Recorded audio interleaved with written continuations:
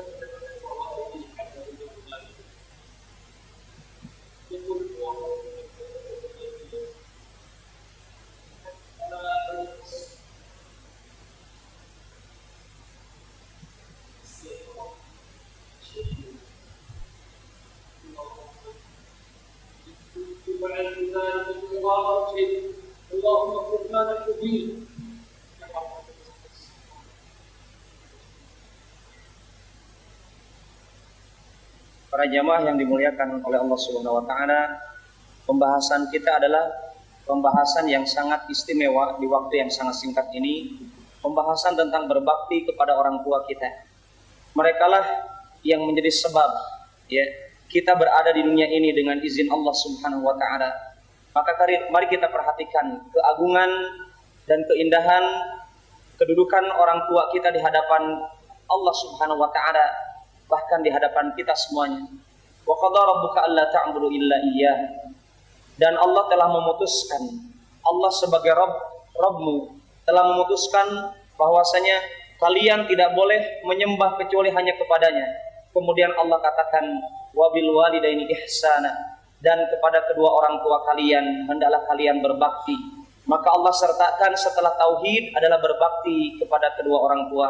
Kemudian kita lihat di dalam hadis Rasulullah SAW ketika sahabat Ibn Mas'ud radhiyallahu anhu ardah bertanya kepada Rasulullah SAW, amalan apakah yang paling dicintai oleh Allah Subhanahu wa taala?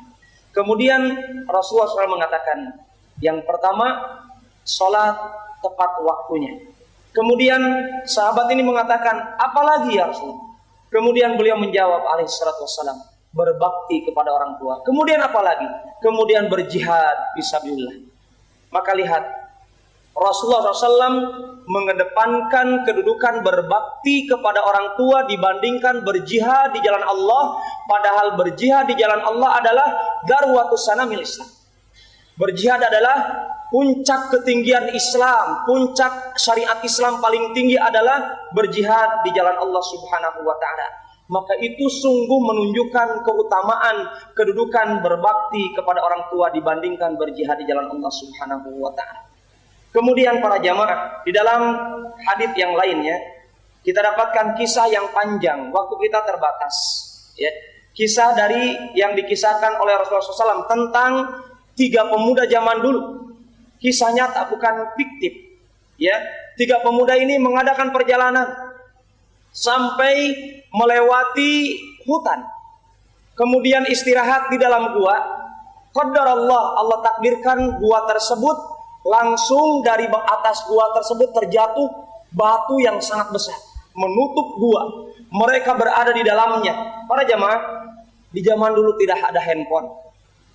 Artinya kalau di dalam gua kemudian tertutup, dia bisa nelpon, oh saya di sini, alamat yang seterusnya, rutenya disebut. Tidak ada handphone, tidak ada karib kerabat, bahkan teriak saja tidak terdengar.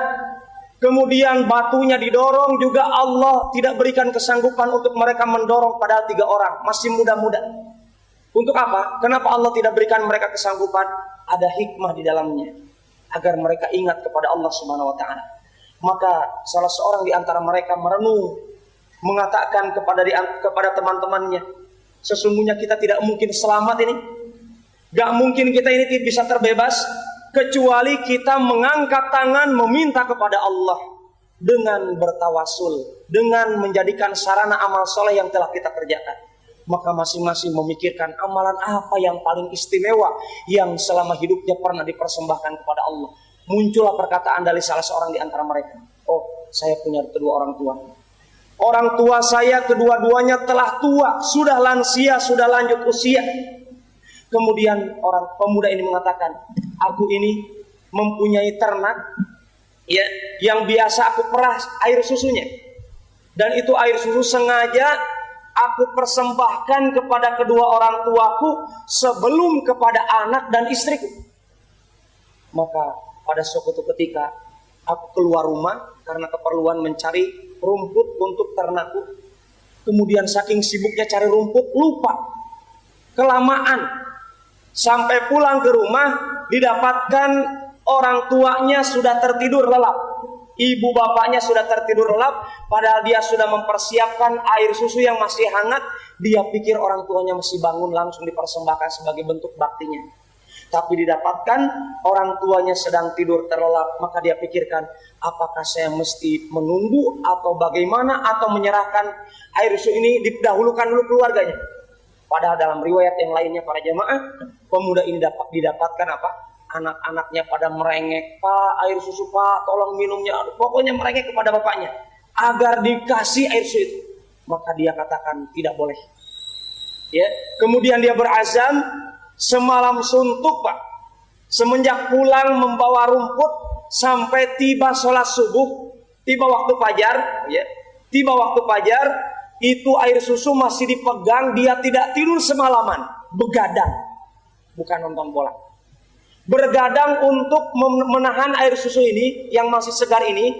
Kemudian tiba waktu subuh, bangunlah kedua orang tuanya.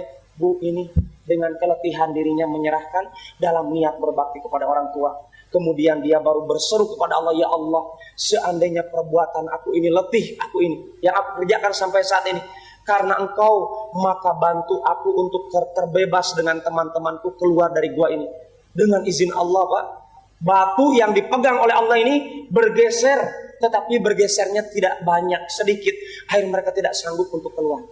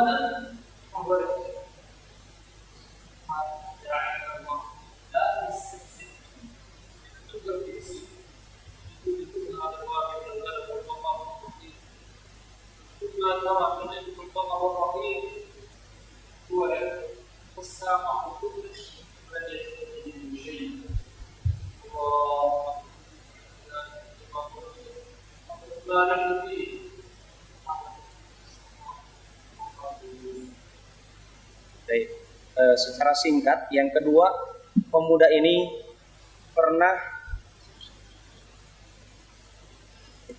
yang kedua adalah pemuda ini sangat cinta banget sama anak pamannya. Ya, ada seorang pemuda yang sangat cinta kepada anak pamannya ini dan berusaha mengajak berzina, waliyadzubillah. Ya, tetapi pemudinya ini, ya, dia tidak mau tidak mau untuk berhubungan intim di luar nikah. Maka qadarullah para jamaah, kecintaan pemuda ini terus hidup bertahun-tahun lamanya.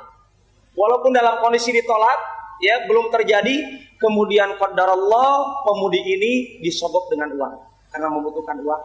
Disogoknya berapa? Bukan 1.000 rupiah, bukan 100.000, 120 dinar. Yang 1 dinar itu Pak 4,5 gram emas. Ya, kalikan saja 120 dinar kalikan 4,5 gram emas. Itu disogok seperti itu, kemudian karena dia butuh ya sudah. Ya, tatkala dia dalam posisi seorang lelaki dengan pasangannya dalam hubungan intim hampir terjadi, ya, kemudian wanita ini mengatakan, wahai pemuda, ingat Allah, bertakwa kepada Allah. Kemudian pemuda ini tatkala mendengar nama Allah disebutkan di hadapannya bergetar. Langsung ingat Allah, takut, dan dalam kondisi dia ketakutan kepada Allah, dia tinggalkan hartanya tadi. Dan wanita tersebut, walaupun wanita itu benar-benar masih dia cintai, ya, dia tinggalkan kenapa? Karena ada yang lebih dia cintai, itu Allah Subhanahu wa ta'ala. Kemudian pemuda ini mengatakan kepada Allah, ya Allah, di dalam gua, ya Allah, seandainya apa yang telah aku kerjakan ini dengan susah payah aku tinggalkan karena Engkau saja, tidak ada yang lain, maka tolong bukakan itu batu yang sangat besar. Dengan izin Allah, setelah kalimat itu diucapkan, kemudian ucapkan amin, itu batu geser, Pak. Dengan izin Allah, gara-gara sebab doanya, dengan sebab amal solehnya. Kemudian yang ketiga, seorang majikan punya karyawan banyak, seluruh karyawan digaji. Tapi pada suatu kondisi ada satu karyawan gajinya belum diambil, dan kita tahu namanya gaji karyawan segede-gedenya ya segitu. Maka kita dapatkan itu karyawan hilang, gajinya dia pegang, mau diapakan? Ternyata gajinya tidak disimpan begitu saja, tapi dikembangkan, diinvestasikan tanpa mengambil sepeser pun, betul-betul dalam rangka menolong mantan karyawannya. Maka itu karyawan yang sudah lama belum berjumpa dengan majikannya ini, dia mengingat waktu dia butuh duit, dia ingat, oh dulu saya punya majikan yang belum bayar gaji saya. Maka dia cari alamatnya, didapatkanlah majikannya, ditagih, wahai majikanku, mantan majikanku, aku dulu punya gaji yang belum saya ambil, maka tolong, mana gaji saya? Kemudian mantan majikannya mengatakan, itu kamu lihat itu, di gunung itu, di bukit itu, ada unta, ada sapi, ada kambing, yang jumlahnya tidak terhingga, Pak. Itu seluruhnya milikmu.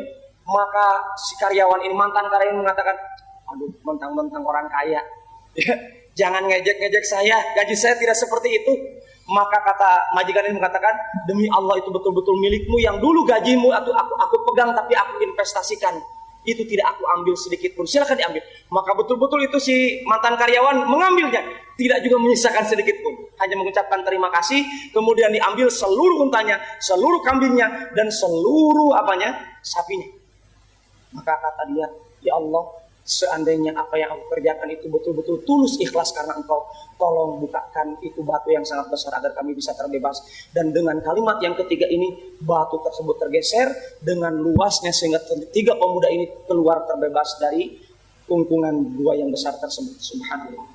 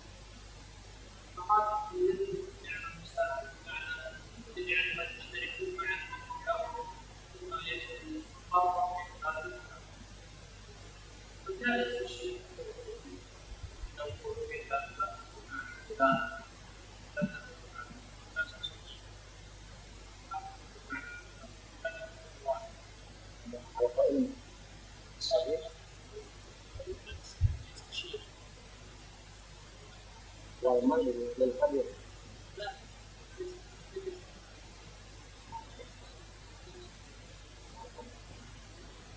Aku sabir dari dulu. Saya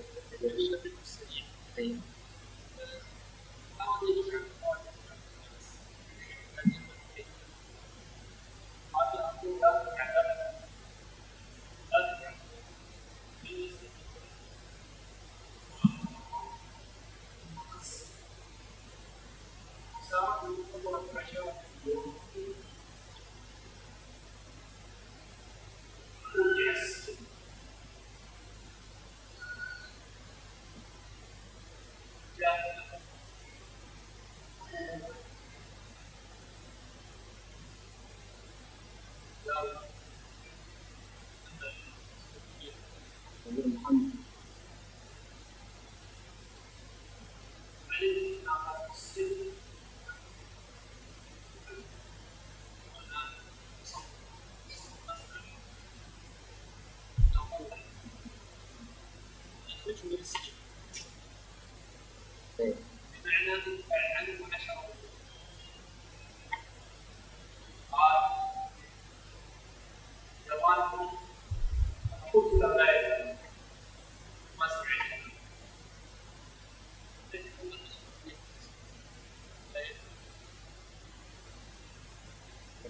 Lil kabir.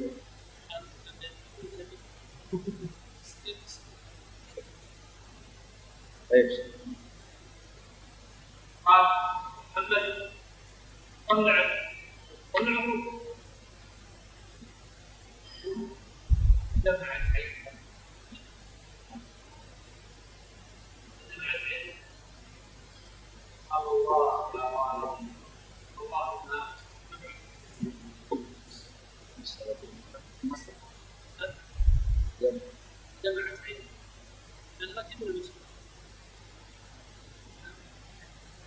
Wa Muhammad yandur ila abihi yabti sama lamar penjaga dam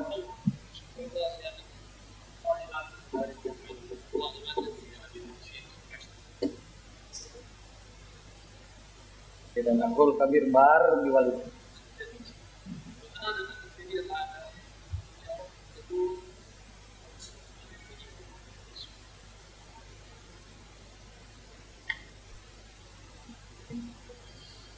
Para jamaah yang dimuliakan oleh Allah Subhanahu wa taala, tadi yang disampaikan adalah cerita kisah nyata. Jadi sebentar saya karena juga baru dengar, jadi saya takut salah menyampaikan.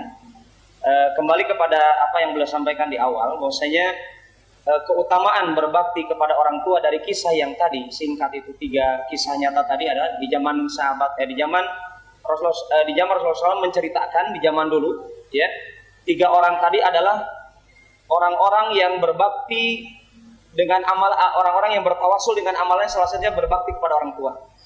Maka keutamaan berbakti kepada orang tua menjadi sebab batu saja bisa tergeser, bisa menjadi penyebab pembebas dari kesulitan. Maka kita dapatkan ada kisah nyata. Ini yang tadi disebutkan, ya. Seorang pemuda, dia ini pebisnis, ya. Pemuda ini pebisnis sampai mengumpulkan dana sekitar 12 juta real. Ya Allah, ya Allah,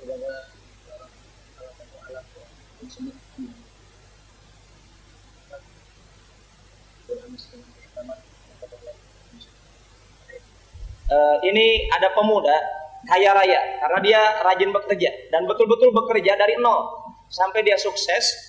Sampai terkumpul kurang lebih 12 juta real. 1 real itu kurang lebih kemarin anak umroh sekitar 3.500. Kalikan saja Pak, 12 juta real. Ya, 12 juta real dia miliki. Tapi di sisi lain dia punya adik. Adiknya masih kecil, ya, lebih kecil usianya, maksudnya lebih kecil usianya dari dirinya. Tapi adiknya ini betul-betul ingin kayak kakaknya dengan instan. Ingin cepat kaya. Kakak saya cepat kaya, kenapa saya tidak?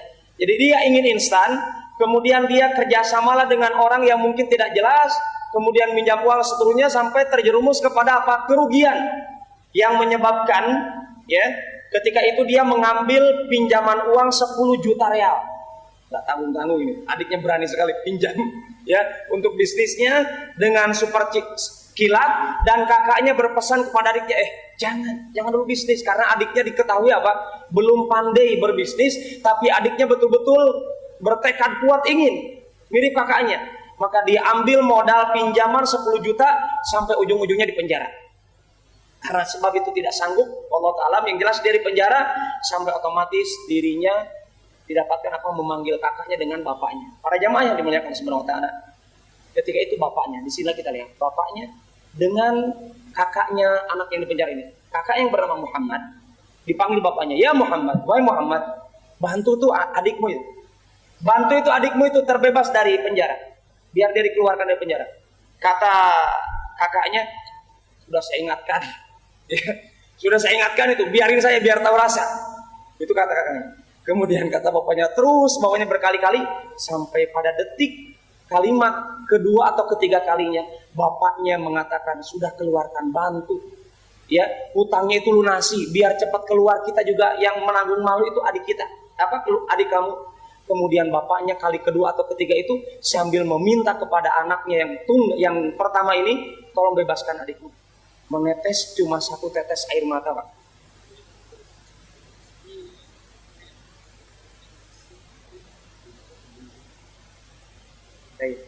Jadi bisa dibayangkan, kata beliau, antum melihat, Pak, bapak-bapak, para jamaah dan ibu-ibu, ini seorang kakak yang mengumpulkan biaya yang 10 juta real itu, yang untuk membantu adiknya, mesti dikeluarkan dalam 1 detik atau dalam 1 detik lah, katakan. Padahal dia pikirkan ini mesti dikuras tenaga, ini saya dapatkan ini.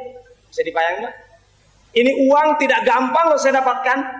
Tapi gara-gara 1 tetes air mata yang keluar dari kelopak mata bapaknya yang tercinta, menjadikan luluh hatinya, kemudian mengatakan kepada ayahandanya, ayahanda tolong jangan menangis, cukup 1 tetes saja, cukup 1 tetes saja engkau menangis, aku akan keluarkan adikku dengan mengeluarkan hartaku yang siang malam aku cari, hanya untuk mengeluarkan adik dalam rangka berbakti kepada bapak, untuk menjaga jangan sampai ada tetesan kedua dan seterusnya. Subhanallah, seorang kakak yang berbakti kepada bapaknya yang mesti dicontoh oleh adiknya. Baik.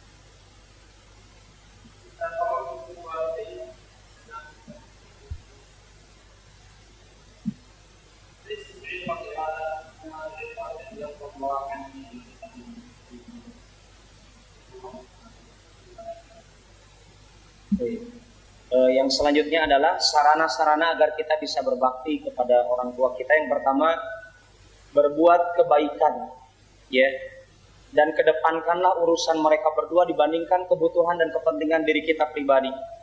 Ini yang pertama. Kemudian yang kedua adalah jangan berani-berani mengangkat suara kita lebih tinggi daripada suara mereka. Masuk kategori di sini ikhwan, ketika kita mengebel kepada orang tua, mari kita jaga ucapan kita, ya. Ketika berbicara kepada orang tua kita, maka ada ungkapan yang beliau sebutkan, ketika ada seorang anak dipanggil orang tuanya, "Nak, sini." "Ah, saya sibuk." Nah, ini berarti apa? Kalimat yang lebih tinggi daripada kalimat orang tua, ya. Demikian juga adalah ketika kita ingat firman Allah Subhanahu wa taala tentang perintah dari Allah Subhanahu wa taala kepada kita dalam kalimat fala taqul lahuma uff. Janganlah engkau berani mengatakan kepada mereka berdua kalimat uff. Uff itu adalah hanya uff itu ungkapan gitu. Ini sebagai bentuk apa? Bentuk keluh kesah, protes. Ya. Protes dengan kalimat saja sudah masuk kategori durhaka, dosa besar kepada orang tua. Apalagi Allah katakan wala tanharhuma. Lebih dari itu apa? Menghardik mereka. Ucapan saja sudah dosa besar, apalagi menghardik mereka. Wa qul lahum qawlan karim. Dan ucapan kepada mereka berdua ucapan yang mulia. Kemudian yang selanjutnya adalah hibur mereka. Ya, hibur hati mereka agar usahakan mereka bisa tersenyum. Dengan adanya kita di dunia mereka tersenyum. Maka di antara hak yang paling agung yang mesti kita wujudkan untuk orang tua kita adalah, khususnya kita yang sudah kajian, apa? Kata beliau, ajarkan, sampaikan ilmu yang kita dapatkan dalam pengajian ataupun yang kita dapatkan dari ilmu Al-Quran dan hadis dengan pemahaman yang benar ini, ajarkan mereka, bagi-bagi kepada mereka, ya, berikan mereka nasihat. Inilah pesan-pesan berharga dari beliau di waktu yang sangat singkat ini.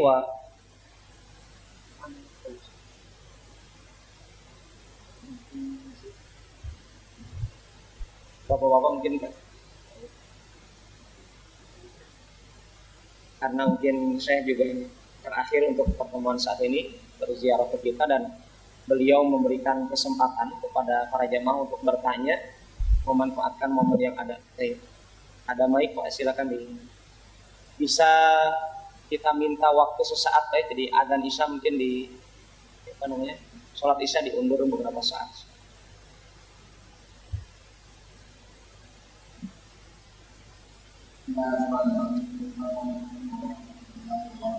Waalaikumsalam warahmatullahi wabarakatuh.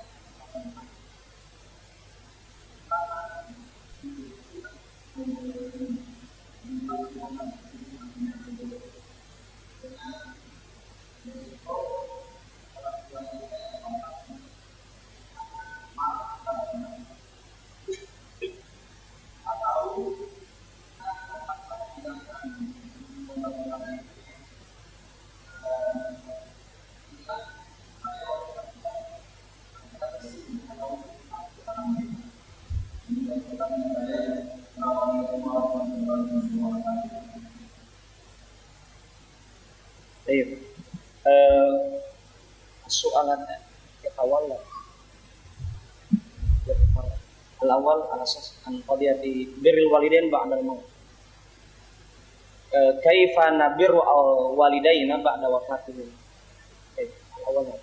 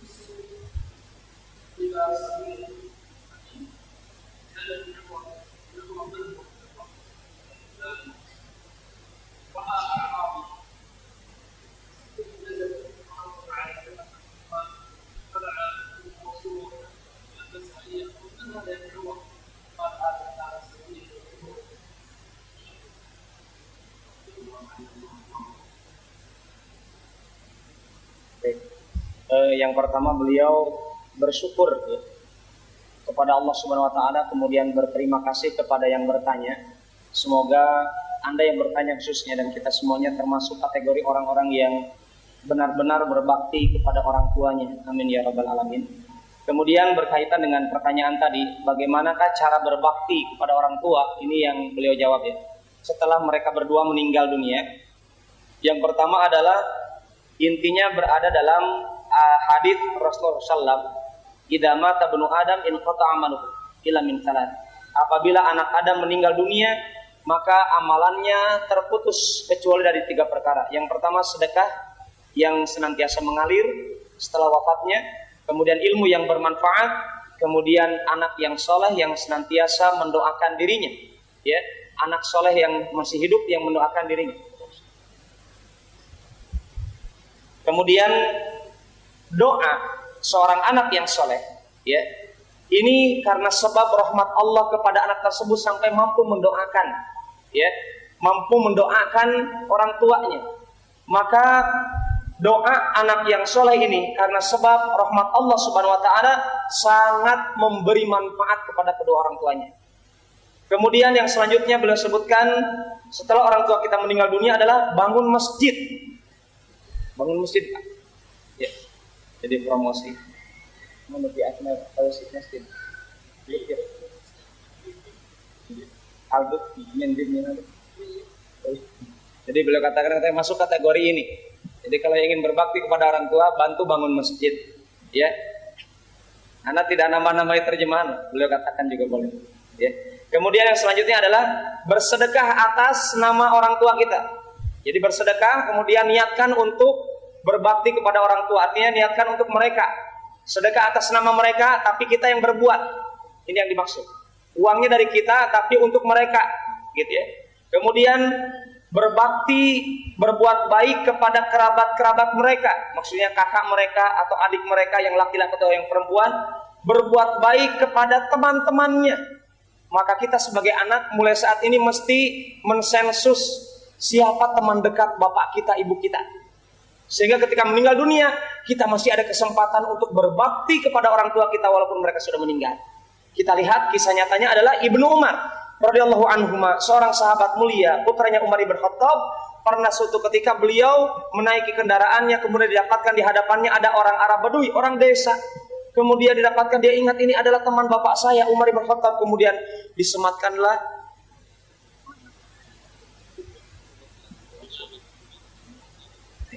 Jadi diletakkanlah imamah, ya.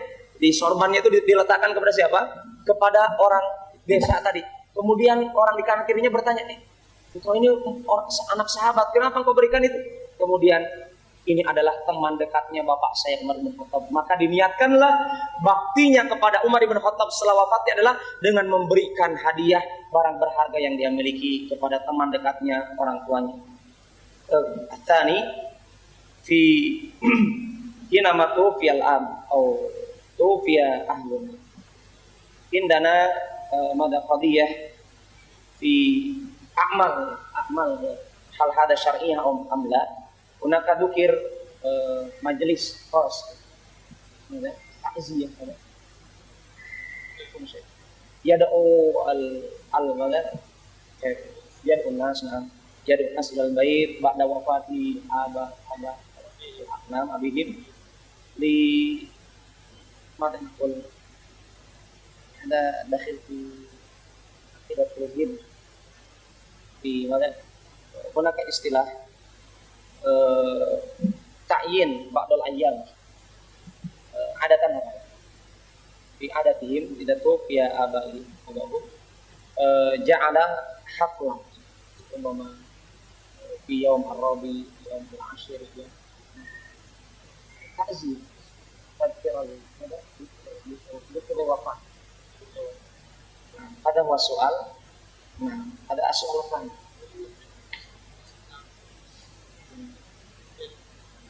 ada soal astana.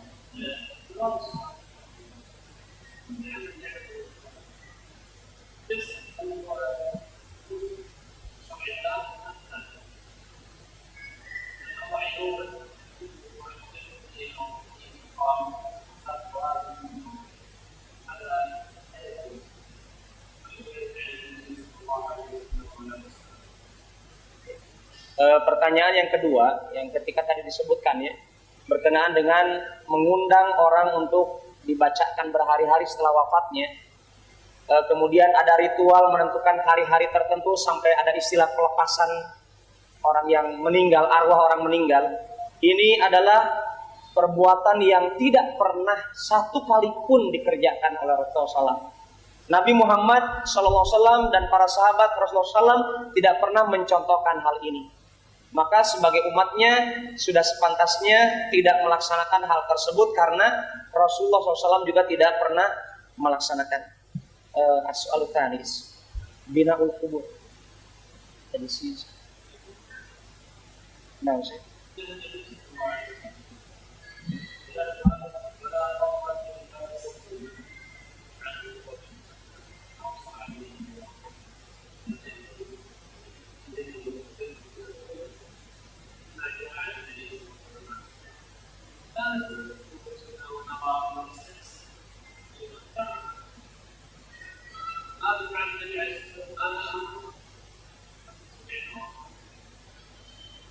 As-sa'ilah banal qabr ada niyatu mada wa'atan li abawain al abawan amara li bidina tajsis amiyah bil walidain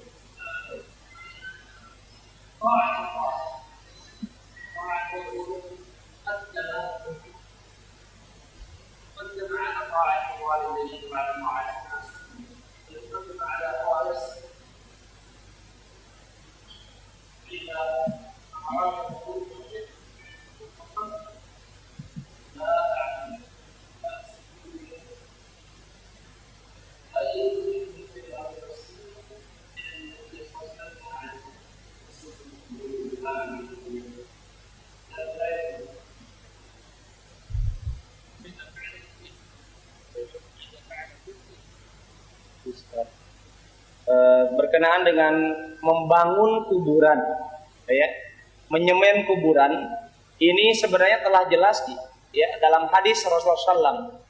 Wala qabran illa sawaitah. Kalau ada kuburan, ya, yang dibangun maka mesti diratakan dengan tanah. Dalam hadis yang disebutkan, wala musyarrafan illa sawaitah. Ya, nahan Nabi SAW an yujassisal qabr.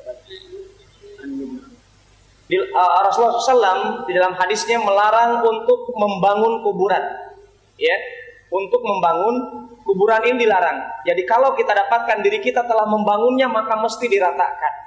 Untuk apa? Untuk berniat mentaati Allah dan Rasul. Kenapa? Dikarenakan ketaatan kita kepada Allah dan Rasul lebih dikedepankan dibandingkan ketaatan kepada kedua orang tua kita ketika orang tua kita memerintahkan kita untuk menyelisihi perkataan Allah dan Rasul. Bahkan sampai kepada keinginan kita pribadi. Kalau ada keinginan kita pribadi yang berseberangan, bertolak belakang dengan perintah Allah dan Rasul, maka keinginan kita mesti dikeduakan atau dipalingkan, disisihkan dibandingkan keinginan atau kehendak Allah dan Rasulnya. Ini jawaban dari Syekh berkaitan dengan pertanyaan dari Ustaz Fajar. Soalnya apa?